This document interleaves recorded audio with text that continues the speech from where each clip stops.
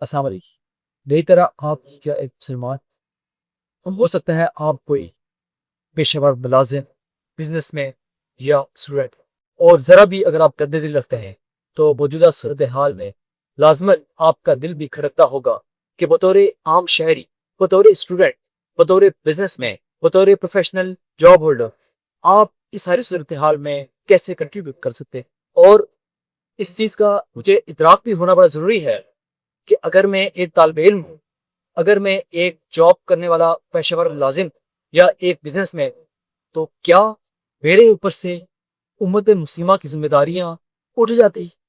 کیا صرف ایک کوئی پڑھائی کرنا میری ذمہ داری رہ جاتی ہے؟ کیا صرف جاب کرنا میری ذمہ داری رہ جاتی ہے؟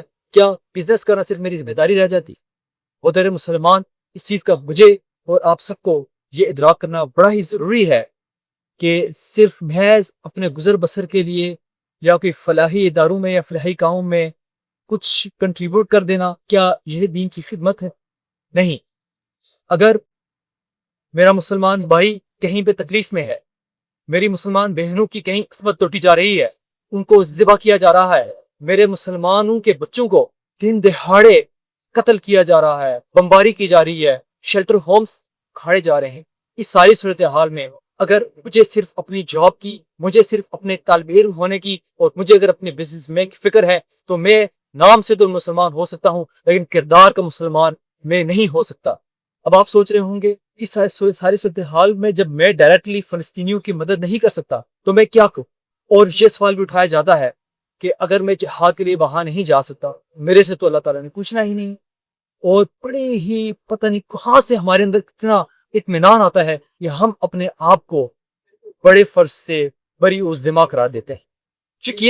یقیناً اگر آپ اس موقع پر وہاں جا کر اپنے مسلمان بھائیوں کی مدد نہیں کر سکتے تو اللہ تعالیٰ نے ضرور پوچھنا ہے کہ جو تم کر سکتے تھے کیا تم نے وہ کیا یا نہیں کیا۔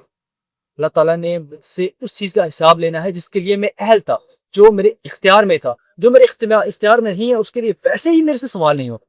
لیکن ذرا سوچئے، کیا جو آپ کے اور میرے اختیار میں ہے ہم وہ کر رہے ہیں؟ مثلا لاسٹ ٹائم بھی ایک ویڈیو میں نے کچھ چیزیں عرض کی تھی، انہی میں سے کچھ چیزیں دوبارہ بھی عرض کر دیتا ہوں۔ مثلا دعا کرنا کیا میرے اختیار سے باہر؟ آپ ذرا سوچئے کہ آخری دفعہ کب آپ نے اپنے مسلمان بھائیوں کے لیے جو وہاں پہ قتل ہو رہے ہیں، جو ظلم و ستم سہ رہے ہیں، کہ دل سے کب آخری دفعہ دعا کی؟ کب آپ کی آنکھ سے اکیلے میں آنسو ٹپکا تھا اور اللہ تعالیٰ سے آپ نے خلوص دل سے دعا کی ہو کہ اللہ میرے ان فلسطینی مسلمانوں کی مدد فرما، جو مجاہدین ان کی مدد کی کوشش کر رہے ہیں، ان کی مدد فرما۔ ذرا سوچ، کبھی آپ کسی ایسی شاپ پہ شاپنگ کرنے گئے ہوں جہاں پہ اسرائیلی پروڈکٹس پڑے ہوں، آپ نے جان بوجھ کر ایسے پروڈکٹ کو دھتکارا ہو، نہ خریدا ہو، آپ کی ضرورت بھی ہوئی ہو، آپ کو دل بھی کر رہا ہو وہ چیز کھانے کا، آپ نے اس چیز کا بائیک آؤٹ کیا ہے؟ اور پھر اسی طرح سے آپ کے قریب، آپ کے شہر میں، آپ کے علاقے میں ان فلسطینیوں کے لیے کوئی آواز اٹھا رہا ہو، آپ نے اس کی آواز سے اپنی آواز ملائی ہو، بلا اس چیز کے کہ یہ آیا آپ کی جماعت کو یہ احتجاج کر رہی ہے یا کوئی دوسری جماعت احتجاج کر رہی ہے۔ فلسطینیوں کا درد دل رکھتے ہوئے آپ نے آخری بار کب ان کے لیے سڑکوں پر نکل کے آواز اٹھائی؟ اس میں کوئی شک نہیں کہ یہ پہلا فرض حکومت اور عسکری قیادت کا ہے کہ وہ بڑھ چڑھ کر اپنی فوج کو نکالیں، جہاد کے لیے نکلیں۔ اپنے اس طرح امریکہ ملعون ان کو، اسرائیلیوں کو اپنی جو اپنا اسلحہ ہے، اپنے بحری بیڑے ہیں، ان کی مدد کے لیے بھیج رہا ہے۔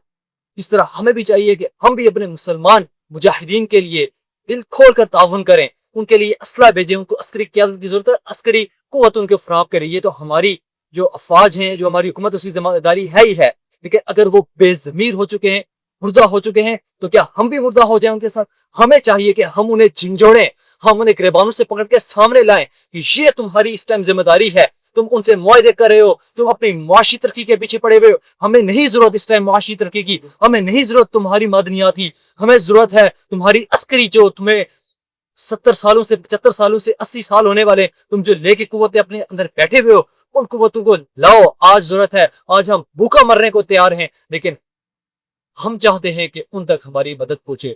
تمہاری کرپشن کی وجہ سے عوام غربت کی لکیر سے نیچے جا رہی ہے، اس کا ہمیں دکھ ہے، ہمیں افسوس ہے، ہم اس کے خلاف مزاحمت کرتے ہیں۔ لیکن اگر ہمیں گھاس بھی کھانا پڑتا ہے اور اپنے فلسطینیوں کی مدد کرنی پڑتی ہے تو ہم تمہارے ساتھ کھڑے ہونے کے لیے تیار ہیں۔ ہم تم سے پوچھیں گے بھی نہیں کہ ہم کیوں غریب ہوئے، ہمیں کیوں زمین پہ آنا پڑا، ہم کیوں بے گھر ہو گئے، ہم نہیں پوچھیں گے۔ اگر یہ تمہاری توانائیاں ہمارے اس ملک کی توانائیاں اگر فلسطینیوں کے حق کے لیے اگر فلسطینی مجاہدین کی سپورٹ کے لیے لگ رہے ہیں تو ہم دینے کے لیے تیار ہیں. یہ عوام یہ نوجوان اپنی جانیں قربان کرنے کے لیے تیار ہیں. ان کی صرف ہاتھوں کی بیڑیاں کھولو اور ان کو جانے دو. اگر تم بے بس ہو چکے ہو عوام کو بلاؤ. عوام اٹھنے کے لیے تیار ہے. عوام اپنی ٹریننگ کر کے وہاں جانے کے لیے تیار ہے. لیکن کچھ تو کرو. یہ تو سارے کام تھے حکومت کرنے والے. اپنے کرنے والے کاموں کی طرف بھی نے اشارہ کیا کہ جو ہم کر سکتے ہیں وہ کریں. ان حکمرانوں کو دلکار سکتے ہیں دلکاریں. ان کو جوڑ سکتے ہیں جوڑیں. ان کو جگا سکتے ہیں تو جگائیں. سوشل میڈیا کا پلیٹ فارم ہمارے پاس موجود ہے. اس پہ بھی ریسٹرکشنز ہیں. آپ اس فلسطینیوں کا نام لے کر ان کی حفاظت نہیں کر سکتے. لیکن جتنا ہو سکتا ہے ہم کریں گے. اکاؤنٹس بلاک ہوتے رہیں کوئی پرواہ. لیکن ہم نے اپنے ان بے غیرت مسلمان کو جگانا ہے.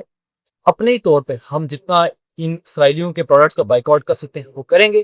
اللہ تعالیٰ سے دل کھول کر رو کر گڑ گڑا کر دعائیں کریں گے کہ اللہ تعالیٰ ہمارے فلسطینی مسلمانوں کی مدد فرمائے اور ہمارے ان سوئے ہوئے حکمرانوں کو جگائے. ان کو بھی غیرت دلائے اور جو ہماری عسکری قوتیں ہیں ان کو بھی اللہ تعالیٰ غیرت دلائے. ان کو بھی جگائے اور اس قابل بنائے اور ان کو اتنی غیرت دے کہ وہ اٹھیں اور اپنے فلسطینی مسلمانوں مہیوں کی غزہ مسلمانوں کے آواز اٹھائیں اور ان کے لیے عسکری طور پر کی مدد کریں. مجاہدین کے قافلے میں شامل دیں. چاہے ان کو اگر عسکری قوت کی ضرورت ہے عسکری قوت دیں. اسلحہ کی ضرورت ہے اسلحہ کی ضرورت ہے تو اسلحہ دیں. مجاہدین کی ضرورت ہے تو مجاہدین فراہم کرے. اسی حوالے سے آج کل روز احتجاج ہو رہے ہیں. آپ ان میں بھی شریک ہوں. اسی طرح سے کل 20 اپریل کو امریکن ایمبیسی کی طرف مارچ کرنے جا رہی ہے جماعت اسلامی. آپ اس میں بھی شریک ہو